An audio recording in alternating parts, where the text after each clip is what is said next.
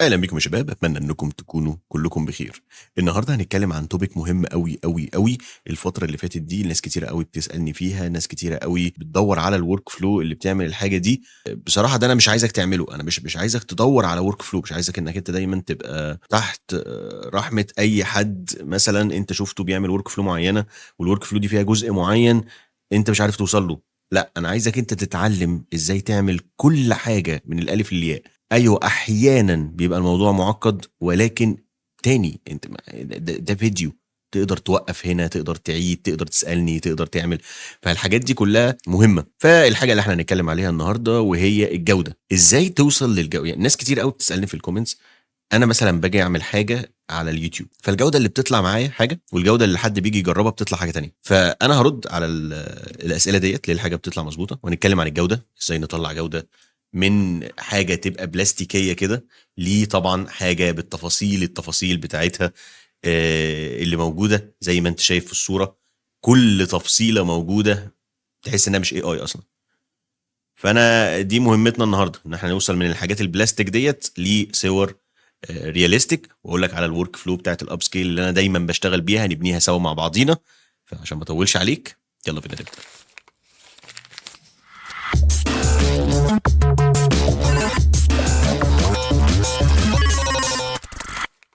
يبقى احنا مهمتنا الاولانيه ان احنا ندخل الصوره دي ونطلع صوره بجوده عاليه. الصوره ديت كانت 1216 في 768، والفاينل ريزولت منها كان 4464 في 2816. فانت شايف فرق المساحه قد ايه. الكارت اللي انا شغال بيه علشان برضو يبقى انت عارف، وانا قلت دايما في كل فيديو هقول الكارت اللي انا شغال بيه عشان لو جالنا ناس جداد، انا شغال ب 3080 10 في رام، الرامات اللي عندي 32. فتعتبر امكانيات مش قويه وفي نفس الوقت مش ضعيفه، يعني اقول احنا في المتوسط. فبالتالي انك انت تطلع صوره 4000 في 64 بالجوده دي كده، وعايز اقول لك احنا هنطلعها مع بعضينا في 24 ثانيه، في 23 ثانيه، فالموضوع هيبقى جامد يعني. يلا بينا نبدا نشوف هنعمل ايه. الخطوات اللي انا دايما ببقى مستخدمها وده اللي سهل عليا بعد كده، يعني ده الخطوه اللي خلتني اقدر اعمل الحوار ده على الكروت ال 3080، وهي كانت النونشوك.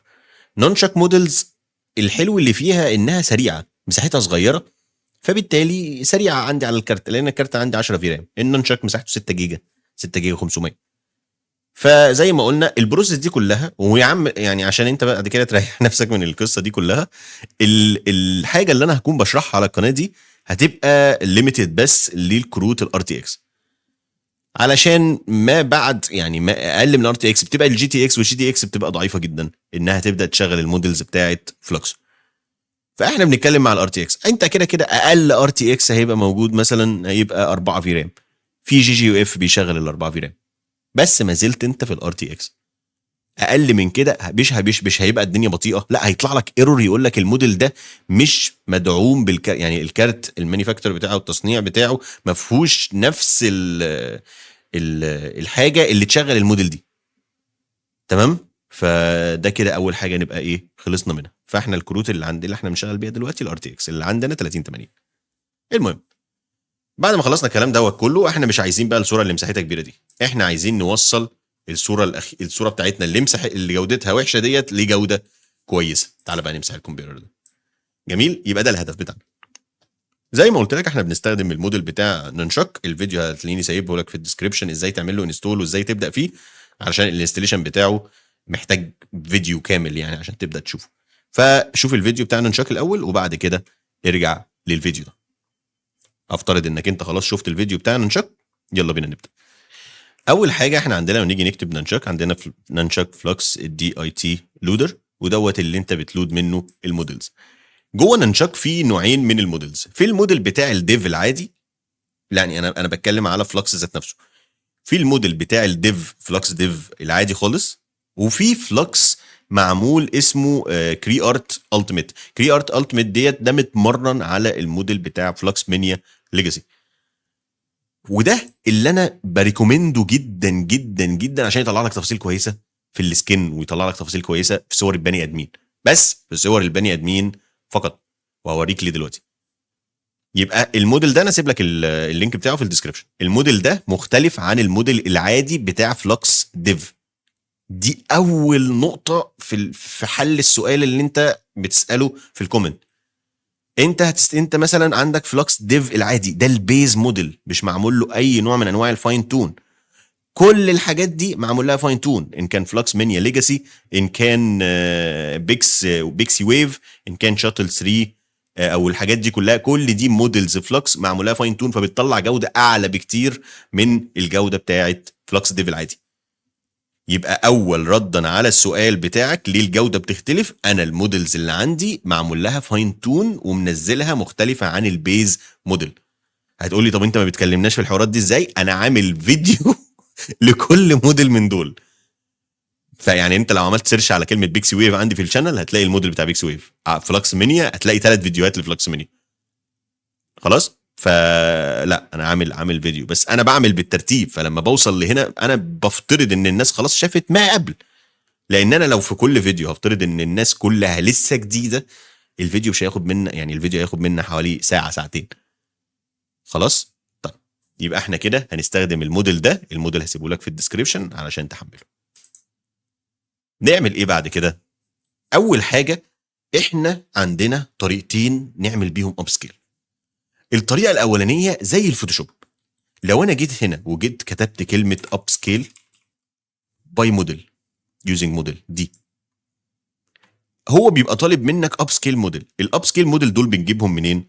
لو احنا دخلنا على الموقع دوت، الموقع ده هنا فيه كل انواع الاب سكيل. تقدر تعمل الريليفنس عندك باللي هو افضل حاجه، اللي مساحته كبيره، اللي مساحته صغيره، اللي لسه نازل. ماشي. ايه عايز؟ بني ادمين، عايز انمي، عايز حاجات حقيقيه، عايز وشوش، عايز مباني. انت بتختار اللي انت عايزه من هنا. بعد كده بيبدا يقول لك الاب سكيل ده مهمته ان هي بتعمل الحاجه الفلانيه. لو الصوره كده هو بيخلي الصوره جودتها كده. جميل. يعني كمثال هنا دي الصوره اللي موجوده وده الاب سكيل بتاعها. معظم الوقت انا ببقى يعني بحس ان هم مقفورين، ولكن مثلا حاله زي ديت لا، ده المظبوط بتاعها. يعني ده الاب سكيلد فيرجن فعلا منها. خلاص. بحمل انا الداونلود هنا وبحطه جوه فولدر اسمه اب سكيل في كونفيو جوه موديلز. يعني موديلز اب سكيل، بحط الموديل ده. بنزل اني واحد فيهم؟ بنزل السيف تنسور او البي اتش. يعني لو انا عندي سيف تنسور بنزله. لو انا عندي فولدر اسمه بي اتش، لو انا ينفع اوريك واحد في بي اتش ده بي تي اتش ده، الاثنين دول شغالين تمام. خلاص. يبقى دي الصيغ اللي انت عايزها، ودي الموديل بتاعت الاب سكيل كتيره جدا جدا جدا. اللي انا بستخدمهم، انا باجي هنا في السيرش وبكتب 200K اس اي اي اكس، هو ده. تمام. الجوده بتاعته كويسه، وبالذات في السكن بيظبط الموضوع كويس قوي. دي كده اول خطوه عندنا. سيب لك برضو ده في الديسكربشن، ما تقلقش يعني. طيب دلوقتي احنا جبنا لود اب سكيل موديل واخترنا ان ام كي دي. لو انا عملت اب سكيل بس للصوره بالبروسيس دي كده وطلعنا، تعالى نعمل ايمج كومبيرر تاني. ايمج كومبيرر بديله الصوره اللي اتعمل لها اب سكيل والصوره اللي من غير اب سكيل. لو انا دوست رن، البروسيس اللي هتحصل بص مش هتاخد اي وقت خالص. يا دوبك يعني زي ما انت شايف 6 ثواني وهيبقى هو عمل اب سكيل. ولكن الاب سكيل ده هو زي الاب سكيل اللي موجود على الموقع. الصوره نفسها لو انا جيت هنا عملت بريفيو ايمج، الصوره هتبقى 4000 وحاجه، 4864 في 3072. ولكن الجوده بتاعت الصوره بص بقت شرب، بس مفيش اي تفاصيل جديده اتضافت. يعني عند العين جميل بقت شرب، بس مش رياليستيك خالص. يعني كل ده حاجه بلاستيك. فدي النتيجه اللي احنا مش عايزينها. ولكن انا لازم ادي الاي اي صوره نظيفه الاول. فالبروسيس اللي انا بعملها الاولاني دي بتخلي لي الصوره ولو بنسبه قليله شرب اكتر، سيكه صغيره. يبقى اول خطوه انا بعملها، تعالى بقى نمسح ده، ان انا باب سكيل الصوره بالحجم ده. طيب الصوره دي اتعمل لها اب سكيل بقد ايه؟ الصوره دي احنا قلنا 12 16 في 768. لو انا جيت هنا قلت تعالى نجيب كمثال عشان اوريك اللي بيحصل هنا. دوست كتبت ايمج ايمج ريسايز. حلو. وعند الايمج ريسايز في الريسايز ويتس هنا جيت كتبت الرقم بتاعنا اللي هو 12 16 وقلت في 4. شايف الرقم 4864 هو 4864. معناها ان الموديل ده 4 اكس ومكتوب عليه 4 اكس، هيطلع لك الريزولوشن بتاع الصوره دي 4 اضعاف. طيب 4 اضعاف معناها ان الصوره اللي انا اوريدي مديها له ديت هيطلع لي ريزولوشن لو انا جيت احطه في الكي سامبلر الجهاز كله بتاعي هيقف. يبقى انا عايز اعمل بروسيس تنزل لي الريزولوشن شويه مع المحافظه على الشرب اللي بقى موجود في الصوره الحالي، وفي نفس الوقت تبقى مساحه مناسبه انها تبقى شغاله معايا تمام. اعمل البروسيس دي ازاي؟ بص يا سيدي، اول حاجه خالص احنا بنعمل ايمج او زي ما تقول اب سكيل ايمج باي.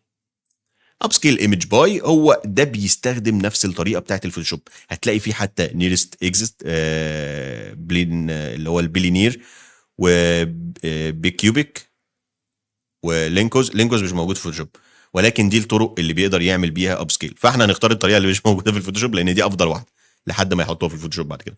الطريقه دي لو انا جيت حطيت الصوره هنا وطلعت عملت بريفيو وخليت الرقم ده اب سكيل باي 2 ودوست رن، الصوره اللي هتطلع لي هنا الدبل بتاع الريزولوشن ده، ولكن هل الجوده اختلفت؟ ما اختلفش فيها اي حاجه. فهمت قصدي؟ يبقى احنا كده بن اب بس ريزولوشن وفي نفس الوقت بطريقه الاب سكيل بتاع طريقه ما فيهاش اي نوع من انواع الانهانس للصوره خالص، ولكن بتظبط لنا الريزولوشن دي. طب اجيب منين الرقم الصح اللي يخلي لي ال 4864 دي تنزل لرقم مناسب؟ انا دخلت سالت شات جي بي تي وقلت له يظبط لي المعادله دي. المعادله هتبقى عباره عن رقم احطه في السكيلد باي ينزل لي ال 4 اكس لرقم اقل نسبيا او لرقم محدود للجزء بتاع الستيبل ديفيوجن. دول الرقمين اللي هم ادهم لي. يعني انا لو جيت استخدمت الرقم ده هنا وجيت دوست رن مره كمان، الرقم اللي هيطلع لي بس علشان هنا الصوره 1000 12 16، فتعال ناخد الصوره دي، الصوره ديت اللي هي ال 4864 ودوست رن، الريزولوشن اللي هيطلع لي 2000 و1413. لو انا استخدمت الرقم الثاني هنا دي الصوره اللي هتطلع لي 1848 في 1176. انما لو انا جيت استخدمت هنا بالاب سكيل واستخدمت حاجه 1024 في 1024 هيديني صوره في مساحه مناسبه يعني للجزء دوت. ولكن اللي انا عايزه الرقمين دول هم اللي الكي سامبلر يقدر يقراهم كويس جدا جدا. فعلى حسب جهازك ما يستحملش الرقم دوت او ما يستحملش الرقم اللي فيه ال 2000 و 2237 استخدم الرقم اللي تحته هيقلل الدنيا شويه. ولكن احنا في الفيديو هنا هنستخدم الرقم الاولاني. كده احنا بقى معانا صورة مساحتها اقل بكتير من كل الهيلمان اللي كان موجود هنا، ولكن الصورة لسه محافظة على الاجزاء الشارب اللي فيها. الدليل على كده لو انا من الصورة دي وجينا هنا عملنا ايمج كومبيرر برضو تاني، وفي الايمج كومبيرر حطينا الصورة اللي احنا لسه مطلعينها دلوقتي والصورة اللي هي 4064 دي، بص يا سيدي شايف فرق؟ مفيش فرق ما بين الصورتين. يبقى انا قللت الريزولوشن وفي نفس الوقت بقى معايا نفس الشرب اللي احنا خدناه. كده احنا وصلنا لاول هدف من البروسيس بتاعتنا. تعال نمسح الكلام ده كله. يبقى اول خطوه عندنا ان احنا ناب سكيل بالرقم اللي انا مديهولك ده. ايه الخطوه اللي بعد كده؟ الخطوه اللي بعد كده ان احنا بقى نجيب كي سامبلر ونبدا نشتغل. احنا عندنا حاجتين، عندنا حاجه كان اسمها التيميت اس دي اكسل، التيميت اس دي اب سكيل، ده كان موجود من زمان بس بيعمل حاجه اسمها تايل. مشكله التايل في الموديلز الجديده ان هي اولا تايم كونسومينج جدا، بتاخد وقت طويل قوي، وكانت بتحط سيمز ما بين كل تايل. تايل يعني ايه؟ بص شايف المربعات اللي قدامك دي، المربعات اللي في كونفي دي، افترض ان دي الصوره بتاعتك، هو بيقسمها مربعات كده وبيبدا يرندر الصوره، يعني بيبدا يجنريت الصوره الصغننه اللي في المربع ده، يخلصها يدخل على اللي بعدها، يخلصها يدخل على اللي بعدها، يخلصها يدخل على اللي بعدها، ولغايه لما يخلص مثلا 16 17 16 8 تايلات او وات ايفر انت مديله اب سكيل باي كام. مشكلتها الخط ما بين المربع واحد ومربع اتنين احيانا بيبقى باين، الخطوط دي بتبقى باينه بتاعت التايل، فانا ده ما بحبهاش، بتطلع لي حاجه جودتها وحشه. ده رقم واحد. رقم اتنين بياخد وقت طويل قوي قوي قوي في الصوره. يبقى الطريقه بتاعت الاس دي اب سكيل دي كانت قديمه قوي وموجوده عندي على القناه، تقدر تشوف لو انت عايز تعمل اب سكيل بيها. ولكن الطريقه اللي انا كنت بحبها من ايام الاس دي اكس ال اللي هي اسمها هاي ريز فيكس. الطريقه اللي احنا هنستخدمها دلوقتي قريبه جدا من الهاي ريس فيكس، ان احنا هندخل الصوره بتاعتنا في كي سامبلر مره كمان. خرجت من الكي سامبلر وطلعت لنا صوره اي اي، خدنا الصوره الاي اي حطيناها في كي سامبلر كمان عشان ينهانس الديتيلز. نعمل ده ازاي؟ بص يا سيدي، هنيجي ندخل هنا جوه الكي سامبلر بتاعنا الطبيعي خالص، ولكن طبعا انت عارف ان الكي سامبلر بيبقى طالب شويه حاجات، فمعناها واحنا بنستخدم الموديل انا هضطر ان انا استخدم كليب، ولكن علشان الموضوع يبقى سريع فانا هستخدم كليب لودر جي جي يو اف. الجي جي يو اف البروسيس بتاعته سريعه، ويعني كاننا في التجربه بتاعتنا دلوقتي الموضوع هيبقى سهل جدا. وهستخدم الموديل فين الموديل بتاع الجي جي اف، وبعد كده بكمل الحاجه بتاعتي. ولكن هنا في الاب سكيل انت مش محتاج هنا الكليب تكست انكود ان هو يبقى جواه اي حاجه، فاحنا عايزين بس يا دوبك يبقى شكليا كده. ولكن انا مش عايز اوصل برضو الموديل هنا، انتوا عارفين ان انا دايما بحب ان انا استخدم anything everywhere 3، وطالما انا بستخدم 3 فانا اجيب كمان معاه اللود في اي. يبقى انا كده عندي الثلاث موديل بتوعي اللي انا هستخدمهم، واحط اوصل بيهم اللي انا عايزه. هل اقدر استخدم اي موديل؟ انت حر، عايز تستخدم نانشاك زي ما انا بستخدم هنا الموديل اللي بيخلي الحاجه كويسه، عايز تستخدم اس دي اكس ال، عايز تستخدم اس دي 1.5، اللي انت عايزه. anything everywhere دي بتخليه يتوصل بكل حاجه بدل ما انا بقعد اوصلها. هو كده يعتبر اي حاجه مكتوب جنبها كلمه كليب خلاص اتوصلت اوتوماتيك، اي حاجه جنبها موديل بتوصلت. وفي اي نفس الكلام، ونفس البروسيس دي انا هعملها برده في الاب سكيل موديل لان احنا هنحتاجه مرتين. فانا ادوس كنترول الت عندي وبدوس على هنا عشان يفصلها، يعني ادوس كنترول الت بيفصل الحاجه عن مكانها. شورت كات كويس هتستفاد بيه بعد كده. وبعد كده بكتب اني ثينج، انا مش محتاج في اني ثينج اجيب اللي هي الثلاثه، فانا هجيب واحده بس كده. يبقى اني ثينج دي متوصله بالاب سكيل موديل من غير ما انا اعمل اي حاجه. يبقى كده دي الموديل بتاعتنا كلها جاهزه للعمل. طيب بالنسبه للكليب تكست انكود، هو عايز هنا بوزيتيف ونيجاتيف. بما ان عندنا ده فاضي هستخدمه بوزيتيف وهستخدمه نيجاتيف. ولو انا مش عايز اوصل وصلتين كده علشان الشكل الجمالي، بدوس الت وبدوس على السهم ده بيطلع لي الكره دي. الكره دي اقدر اوصل منها الاثنين واخلي الكره دي هنا كده. دي بقى حاجات ايه، انت جاي القناه هنا عشان تتعلم الشورت كاتس والحاجات الظريفه اللي بتنظف الحاجه دي. يبقى انت كده عندك الطريقه اللي تقدر تعمل بيها الموضوع ده. الت على اي سهم موجود هنا هيعمل لك منه واحده تقدر تطلع منها كيبلز تاني للتوصيلات بتاعتها، وتقدر لو دوست على الكوره تقدر تعملها ديليت عادي. يبقى احنا كده عندنا البوزيتيف والنيجاتيف اتوصلوا، عندنا الموديل متوصل اوتوماتيك تمام، وعندنا عايزين نوصل الليتن ايمج. ايه الليتن ايمج دي وهنجيبها منين؟ الليتن ايمج دي الصوره اللي احنا عملنا لها الاعدادات بتاعتها هنا، عملنا لها اب سكيل ب4 ونزلناها الريزولوشن بتاعها ل 2000، يعني لرقم اقل بكتير من ال 4000 اللي كان موجود فوق. خلاص طيب بعد ما احنا عملنا البروسيس ديت، دي ايمج، دي الاوتبوت بتاعها ايمج، ده الاوتبوت بتاعها ليتن. علشان نحول من ايمج لليتن احنا بنستخدم حاجه اسمها انكود، وعلشان نحول من ليتن لايمج بنستخدم حاجه اسمها ديكود. بمعنى لو انا عايز اعمل انكود بكتب في اي انكود، لو انا عايز اجيب ديكود بكتب في اي ديكود. يبقى ده بيحول الايمج لليتن، وده بيحول الليتن لايمج عشان نطلع الفاينل ريزولت. خلاص هنوصل الايمج بتاعتنا وهنوصل الليتن بالليتن. احنا كده خلصنا معظم الحاجه. كده 3/4 الشغل بتاعنا خلص. نبدأ هنا في الشغل بتاع الجزء دوت، وبعد كده النتيجة اللي تطلع هوريك هندخلها في الخطوة اللي بعد كده ايه. بالنسبة لنا دلوقتي احنا بعد ما خلصنا الكلام ده كله هنيجي عند الجزء بتاع السيد. يفضل ان هو دايما يبقى فيكسد لان احنا بنعمل اب سكيل، فمش عايزين نشوف حاجات غريبة بتتغير مع السيد، فانا هخلي السيد واحد فيكسد. بالنسبة للستبس في الاب سكيل انت مش محتاج اكتر من 10. جميل. في السي اف جي احنا بنلغيه لان احنا بنستخدم فلكس فبندوس عليه 1. ايرل وسيمبل هم كده كده 100 100 ما يتغيروش. الدي نويز ده اهم نقطه بقى في الموضوع ده كله. لو انا مخلي الدي نويز دلوقتي على 1 وجيت قمت جاي موصل هنا السيمبل وعايز اطلع صوره واشوف الصوره بتاعتي طالعه عامله ازاي، تعال نشوف النتيجه هتطلع عامله ازاي. في البدايه خالص كل حاجه متوصله، تعال نحط كل حاجه تبقى معانا في الفيو بتاعنا علشان ما يبقاش انت في حاجه مش شايفها بتحصل. وتعالى ندوس رن اول مره وانا عامل الدينويز على 1. بص كده. طيب كده انا عامل الصوره على الدينويز بتاعنا 1 طلع لنا صوره not related خالص باي حاجه بتحصل، ملهاش علاقه، كانك مشغل تكست تو ايمج عادي خالص. وده مش اللي احنا عايزينه. اللي احنا عايزينه ايه بقى يا سيدي؟ احنا عايزين الصوره بتاعتنا دي تبقى هي اللي داخله جوه الكي سامبلر، ويبدا يحسن فيها شويه تفاصيل اللي احنا عايزين نظبطها.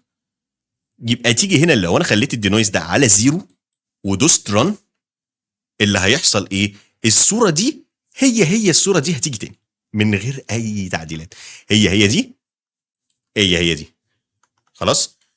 ولكن برضو مش ده اللي احنا عايزينه، عايزين رقم وسط يخلي الصوره دي اتظبطت واتصلحت وبقى فيها ديتيلز اكتر. هنا بقى الجزء بتاع الدينويز.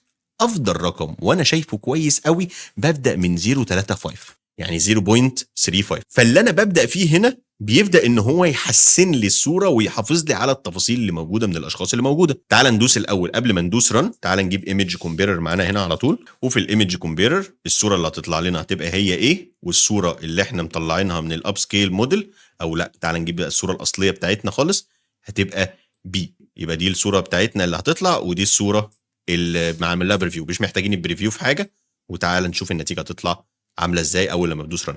وعلشان احنا شغالين بنانشك، النتيجه اللي هيبدا هو يعمل لها انهانس هيبدا يعملها بسرعه، وهوريك كمان طريقه تخليها اسرع. ولكن هو حاليا خد 23 ثانيه ودخل في الايمج كومبير. اول خطوه هنيجي نبص عليها هنلاقي ان الصوره اصلا اتحولت من هنا لبدايه المشوار بتاعنا، ان الحاجه بقى معمول لها اب سكيل، بقى في ديتيل. يعني انت اصلا خلاص كده وصلنا للنقطه اللي احنا عايزينها. ولكن لو فاكر في الصوره اللي فاتت كان الموضوع شرب اكتر، لان ما زالت الصوره دي 2300، احنا عايزين نرجعها تاني ل 4000. فهمت الفكره كده؟ انت جمعت انا قصدي من البروسيس دي. فانا دلوقتي بقى معايا حاجه الديتيلز اللي فيها كويسه، بس في نفس الوقت الريزولوشن لسه قليل، فعايزين نعلي الريزولوشن بتاع الصوره. طبعا الكاركتر هو ما اعتقدش ان هو اتغير جامد. لو حسيت ان هو اتغير جامد بقلل التلاتة ونص دي، يعني باجي عند ال 0.35 وهم جاي مخليها مثلا 0.3. وبدل ما انا بستخدم سامبلر ممكن استخدم بيتا. ولو انا جهاز ضعيف انا هغير لك بقى كل الارقام عشان تشوف النتيجه اللي معايا. بدل لو انا جهاز ضعيف هستخدم الرقم اللي تحته. واخر حاجه سحريه، شايف في نانشك، شايف الرقم الصغير اللي 0000 ده لو انت خليته 0.12 تمام. بص كده لو انا دوست على كلمه رن خد بالظبط 9 ثواني. طب الجوده ايه دنيتها؟ بص يا سيدي نفس الجوده نفس الكواليتي ونفس كل حاجه، ولكن اسرع. يبقى احنا كده عندنا حاجه بتطلع جوده كويسه وفي نفس الوقت في 9 ثواني. نقدر بقى نخلي الشرب بتاع الصوره افضل ازاي؟ تعالى بس انا هقلل هنا، بدل ما هي 0.30 تعالى نخليها 0.25. انا قلت لك معانا من حد 0.2 ل 0.35 خلاص. فانا هخليها 0.25. ليه؟ لان انا حاسس ان هنا عند الوش في خطوط، لو انت ممكن تكون مش شايفها بس في خطين من عند الوش هنا، فانا بداريهم باللي انا لسه بقول لك عليه دلوقتي. خلاص. طيب تعالى بقى ايه البروسيس اللي بعد كده. احنا دلوقتي معانا الصوره، فاكر احنا نقصنا هنا باب سكيل ايمج باي، هناخدها كلها زي ما هي كوبي الناحيه الثانيه، اب سكيل باي واب سكيل يوزنج موديل. الصوره اللي هتطلع هنضربها في 4 ونقسمها على 2 يعني نخليها على 0.2 في 0.5، بمعنى ان انا عايزها من 4000 وحاجه، بعد ما تضرب في 4 تنزل النص تبقى 2000 وحاجه خلاص. بس بعد ما الصوره بتبقى شرب اكتر بكتير. ليه؟ لان ال 2000 وحاجه دول لما هيضربوا في 4 هيبقوا حوالي 8000 وحاجه، ينزلوا النص يبقوا ال 4000 اللي هو الريزولوشن الاصلي اللي انا كنت وريته لك هنا. يبقى احنا دلوقتي هنقارن الاول البروسيس الخفيفه اللي احنا عملناها اللي بتعمل اب سكيل، بعد كده هنشوف الصوره عموما كلها على بعضها اتغيرت وبقت عامله ازاي. تعال ندوس رن. وقبل البروسيس دي طالما احنا غيرنا الرقم ده وخليناه 0.12 زي ما انا كاتب كده، اقدر هنا اخلي الستبس 30 كده. انا الجهاز عندي بقى مفيش اي مشكله، وهدوس رن هيبقى برضو شغال سريع، لان احنا كده شغالين بالحوار بتاع سبيد ويف، وفي نفس الوقت هيبقى فيه تفاصيل اكتر. فالموضوع ده كويس قوي في نانشك ان السبيد ويف موجود جواه، او تي كاش وات ايفر انت بتستخدم فيه 11 ثانيه اهو. بعد كده هيدخل في الحته بتاعت الاب سكيل، وبعد كده هيعمل داون سكيل باي 0.50، فالصوره تفضل معانا 4000 زي ما كانت طالعه. تعال بقى نشوف النتيجه الاول. بص، دي النتيجه قبل، دي النتيجه بعد الجزء بتاع الشرب. ممكن يكون اليوتيوب عشان الكومبريشن بتاعه بيبقى عالي، ولكن بص على الدقن كده هتلاقي الصوره بقت شرب اكتر. خلاص نفس النظام بالنسبه للبنتين. يبقى ده الجزء الاولاني. انما لو بنقارن بقى من قبل لبعد، لا بص، قبل بعد، ودي كانت الصوره اللي في اول الفيديو خالص. عايز يصلح اكتر، عايز يخلي مثلا كل البلامش وكل الحاجات دي راحت زي ما احنا عارفين انهم جايين عاملين ايه، بدل ما هو 0.5 0.35. ولكن انت زي ما انت شفت عشان عملت 3.5 شال كل المشاكل اللي في الصورة، الحبوب اللي كانت في الراس، الحاجات اللي كانت شكلها غريب. وفي نفس الوقت يعني بص، ده الحاجات اللي كانت موجودة، وده بعد ما شال الحاجة نفس الكاركترات ما اتغيرتش، ولكن كل ده اتظبط والجودة بقت عالية. حاسس ان الموضوع اتغير جامد، تقوم جاي عامل زي ما انا قلت لك ايه، مقلل الرقم بتاع الدينويز. كده انت بقى معاك اداة اب سكيل عالية جدا جدا. سرها كله فين؟ في الموديل بتاع الكري ارت اللي انا سايبه لك في الديسكريبشن. كده انت اتعلمت حاجة جديدة وبقيت ليفلد اب في الجزء بتاع الاب سكيل، محدش قدك. يعني انت كده كل الجودة اللي انا بطلعها كويسة، انت بقى عندك القدرة ان انت تعمل ده كمان. انا عايزك تتعلم كونفي شغال ازاي، مش عايزك تبقى فين الورك فلو. الورك فلو مش موجوده ليه؟ اتعلم الاساسيات، هتعرف تعمل كل اللي انت عايزه. ودي مهمتي انا على اليوتيوب، ان انا اعرفك كل ما هو جديد واعرفك على التكنيكس الجديده اللي موجوده في كونفي. فلو عجبك الفيديو يا ريت يعني لايك وسبسكرايب. احنا بحاول ان انا اوصل مش لل20 ولا لل100، بحاول اوصل لل19 على 30 سبسكرايبرز. فلو انت عايز معنوياتي تترفع شويه لو انت عايز ترفع من معنوياتي اعمل سبسكرايب، ارفع من معنوياتي شويه بعد كده ابقى اعمل ان سبسكرايب تاني مفيش مشكله. فحاولوا تشدوا حيلكم معانا في حوار السبسكرايب دوت، لان هو اليوتيوب ما بيفرقش معاه قوي، يعني ما بيجيبش فيوز اكتر او كده، ولكن الجزء بتاع السبسكرايب دوت بيبقى معنويه للحد اللي بيعمل الفيديوهات، اللي هو بيحس ان فيه تفاعل او الناس بتستفيد من الحاجه اللي هو بيقدمها دي. يعني سبسكرايب وبحب اشكر كل الناس اللي بتدعمني على باتريون، بجد شكرا ليكم جدا جدا جدا، واتمنى انكم تكونوا كلكم بخير ودمتم سالمين.